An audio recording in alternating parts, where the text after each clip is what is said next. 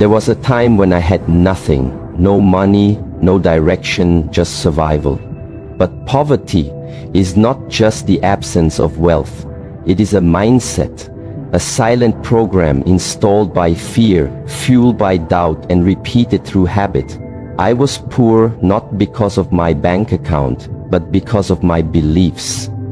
And when I began to shift those beliefs, one by one, everything changed. This journey isn't about becoming a millionaire. It's about unlearning weakness and choosing power. It's about replacing noise with clarity, distraction with purpose, and fear with discipline. I did not get rich, dear friends. I was poor because I lacked discipline, not because I didn't work hard, but because my energy was scattered. I chased outcomes without mastering the process. I wanted money, but I wasn't willing to face the discomfort that wealth demands. I thought desire was enough, but desire is just a spark. Discipline is the fire that keeps burning when motivation dies. Every time I failed, it wasn't because I lacked potential, it was because I lacked structure. I woke up late, hit snooze, made excuses, broke my own promises, and then wondered why my life never changed. I told myself I deserved rest. I told myself I was tired, but the truth is, I was just undisciplined, and being undisciplined is a quiet form of self-betrayal. What changed my life was realizing that if I couldn't keep a promise to myself, how could I ever expect success? To trust me, if I said I would wake up at 5, then I had to wake up at 5. Not because the time matters, but because self-respect matters. If I said I would work on a project daily, then I had to show up every single day, even if I felt uninspired, because that was my word, and my word had to mean something. Poverty taught me that time is not the issue, attention is. I had 24 hours like everyone else, but I gave my time to distractions, to entertainment, to impulses. I thought I was relaxing, but I was really just escaping. And every escape has a cost. The price was my progress. The price was my peace. And eventually I got tired of paying that price. I used to think discipline was restrictive. Now I understand it's the ultimate freedom. When you're disciplined, you're not controlled by emotions. You're not pulled by cravings. You're not distracted by noise. You choose your direction and stick to it. Even when no one's watching, even when it's hard, even when the results aren't visible yet. That's when it counts the most. You see, most people want wealth, but they're addicted to comfort, and those two things don't coexist. You can't grow and stay comfortable at the same time.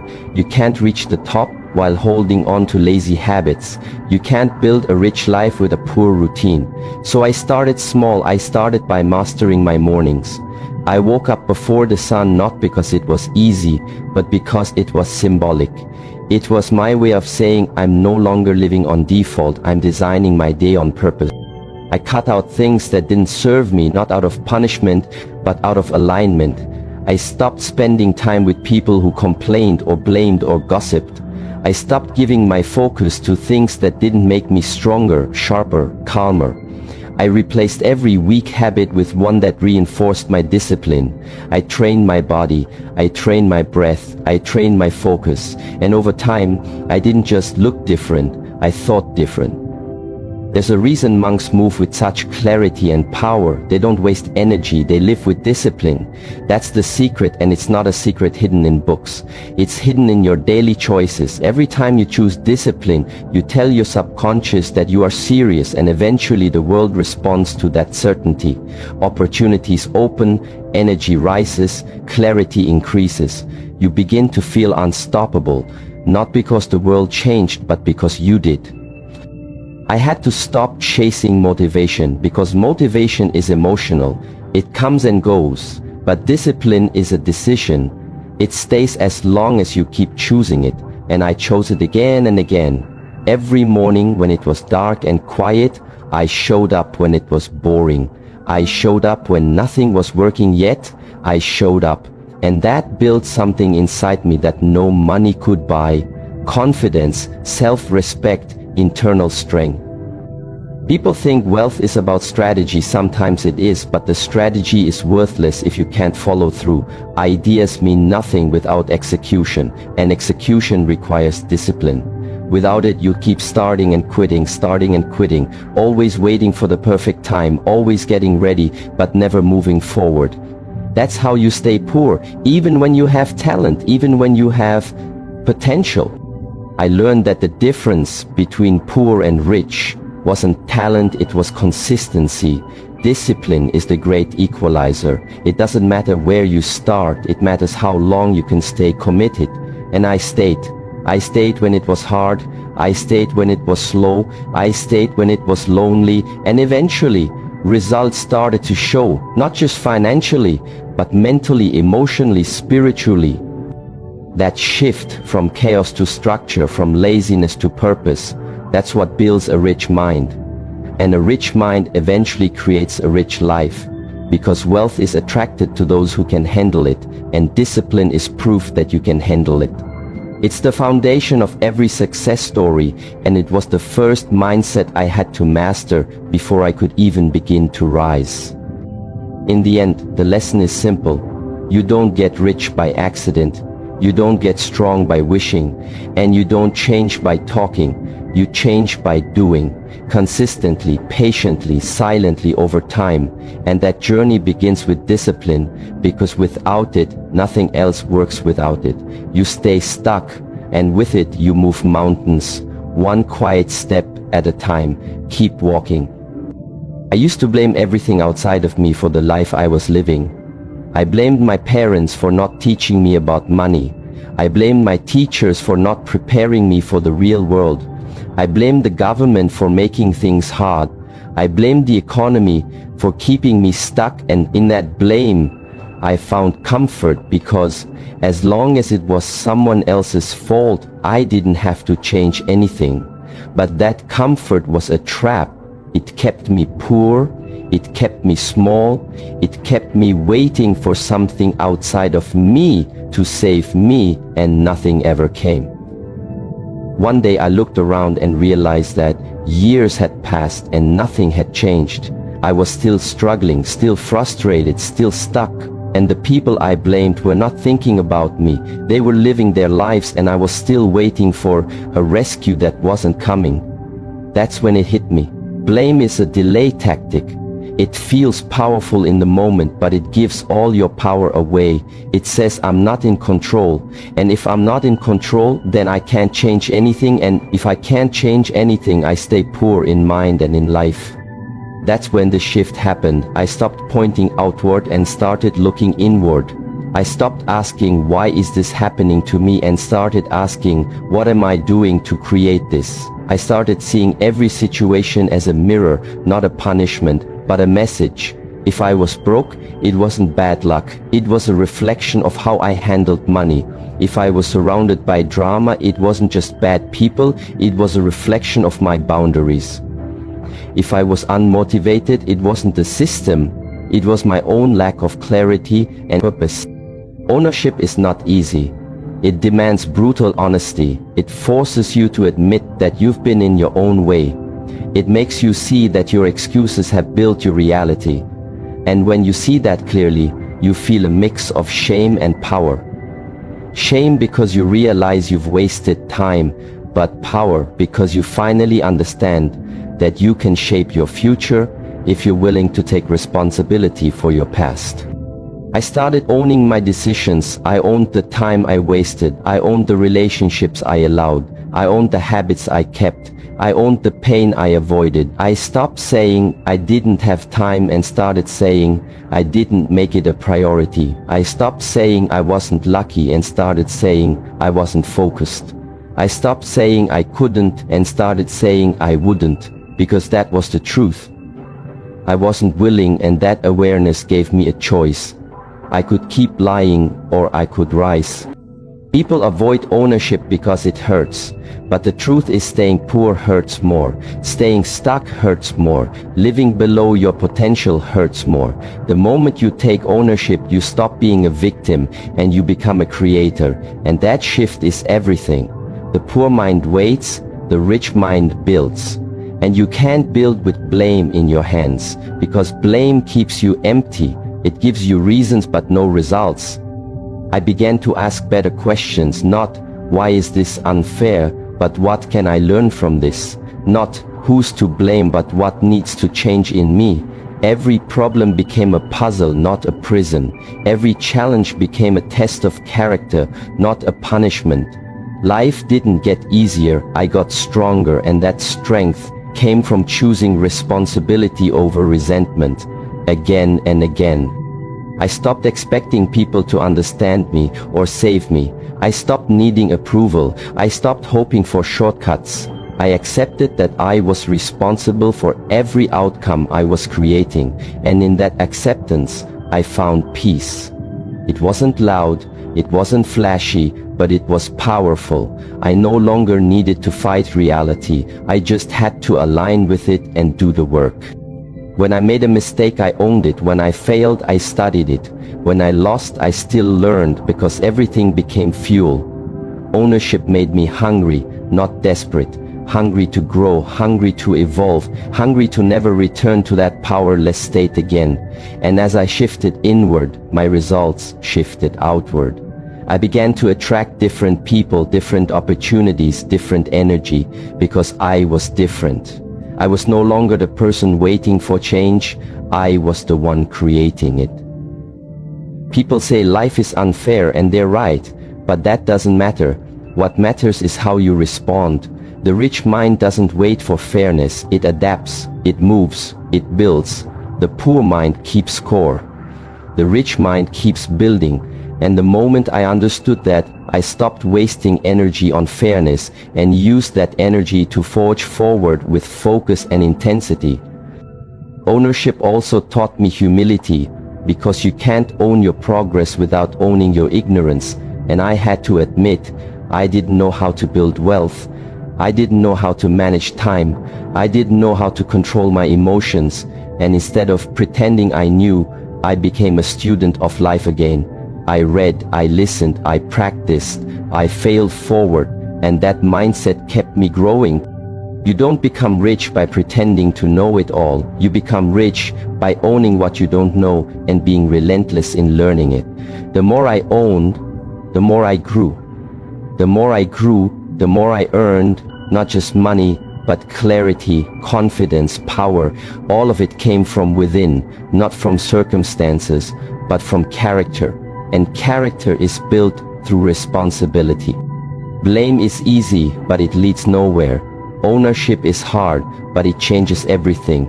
The moment you choose to own your thoughts, your habits, your reactions, your standards, your actions, your results, you begin to unlock a different level of life. You begin to attract success, not because of what you chase, but because of who you become. And who you become is the only thing that truly matters.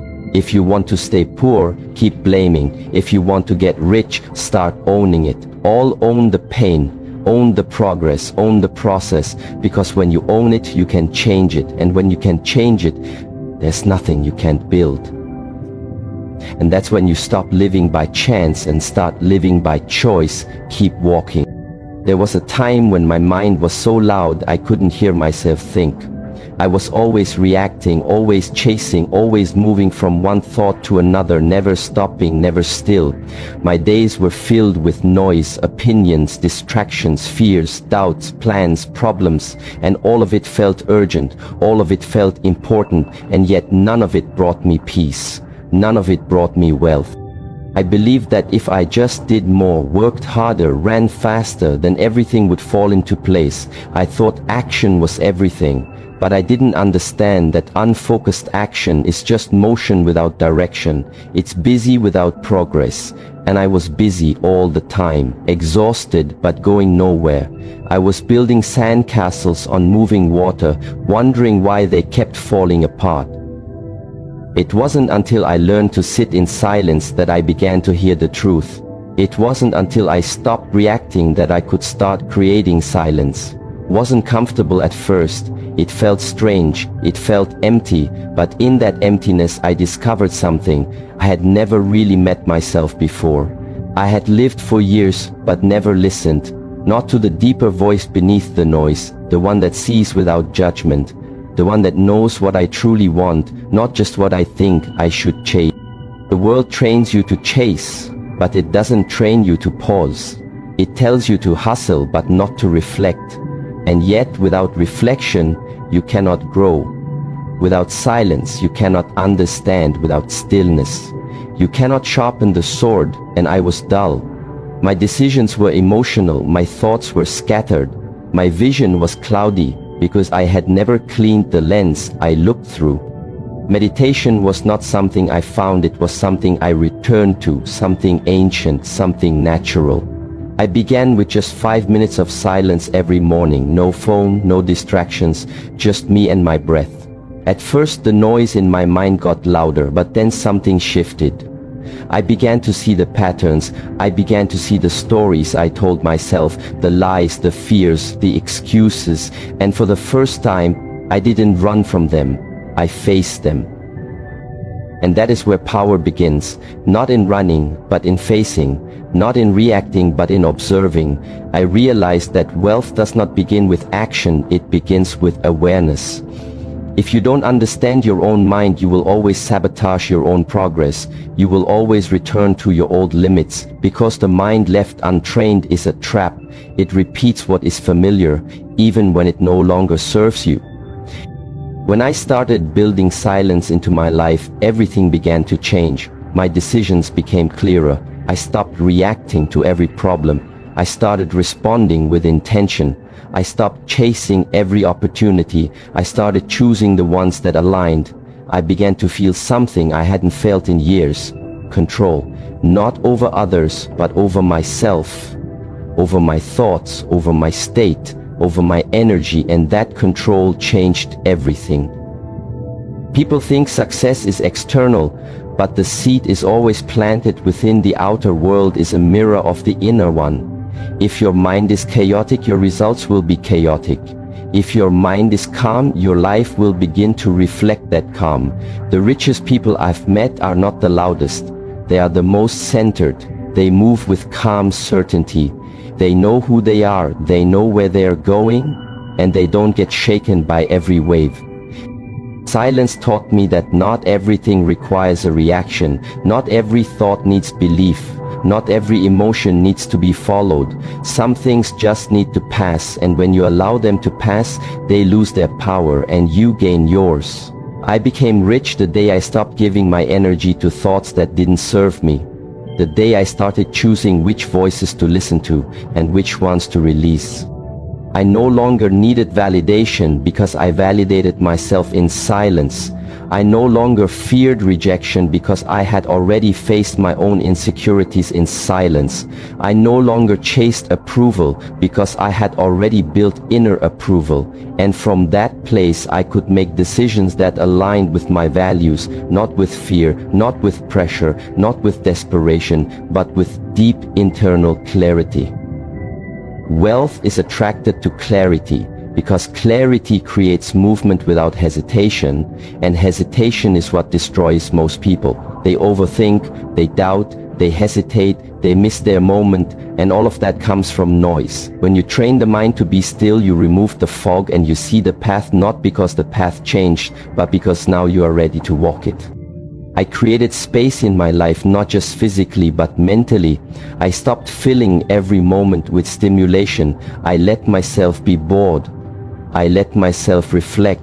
I let myself feel what I had been avoiding. And in that stillness, I found direction, I found vision, I found focus, and I began to act from alignment, not impulse from depths, not surface from power, not panic. Every morning I returned to the silence before the world could pull me in, before the messages and headlines and alerts. I grounded myself.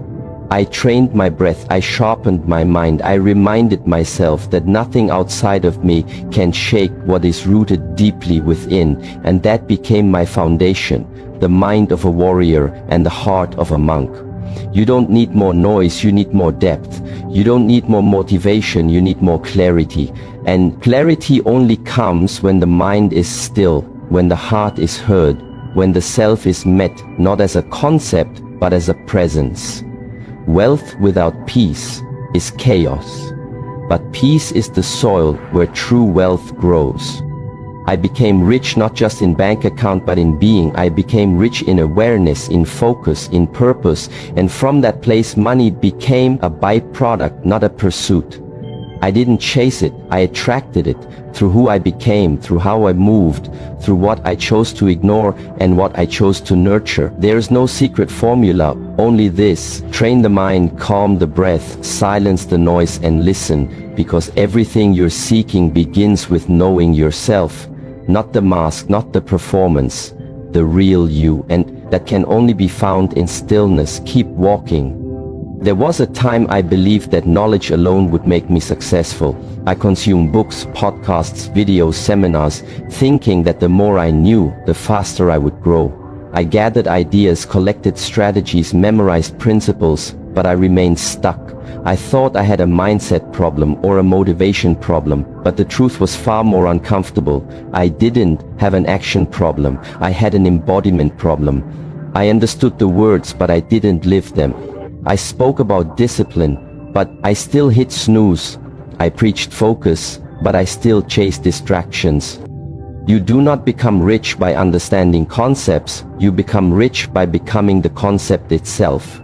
It's not about what you say, it's about what you do repeatedly, especially when no one is watching. Anyone can speak wisdom, few can embody it. Because embodiment is not about knowing, it's about becoming. It's not about remembering, it's about reflecting it in every action, every choice, every breath. When I realized this, everything changed. I stopped being a student of theory and became a practitioner of truth. I didn't just study discipline, I lived it. I didn't just talk about ownership, I practiced it. I didn't just learn about presence, I committed to it. I stopped saying I wanted transformation and started proving it with my habits, not once or twice, but every day. I looked in the mirror and asked myself, does my behavior reflect my values? And if the answer was no, I changed, not later, not tomorrow, now. People wait to feel ready to become someone new. They wait for the right time, the right moment, the right motivation. But the truth is, there is no right time. There is only alignment and action. The moment you choose to align your actions with the wisdom you claim to know, you begin to activate real power. Until then, it's just talk. And talk doesn't change your bank account. Talk doesn't change your body. Talk doesn't change your life. Action does. But only when that action is consistent and congruent with the truth. Embodiment means you don't just discipline yourself in public, you do it when you're alone. It means you don't just speak about focus, you eliminate everything that steals it. It means you don't just say you want to succeed, you design your life in a way that makes success inevitable. You become intentional about your time, about your circle, about your inputs, about your responses. Everything becomes sacred because everything reflects your level of commitment. I had to face the gap between what I said and what I lived, and that gap was the space where all my frustration lived, because deep down I knew I was capable of more, but my behavior was not matching that knowing, and that creates internal friction, the kind that drains your energy and kills your confidence, not because you lacked potential, but because you lack alignment. So I got brutally honest. I stopped telling myself comforting lies. I stopped pretending I was doing enough. I stopped excusing my half efforts and I began to close the gap. I said I wanted mastery, so I trained like a master.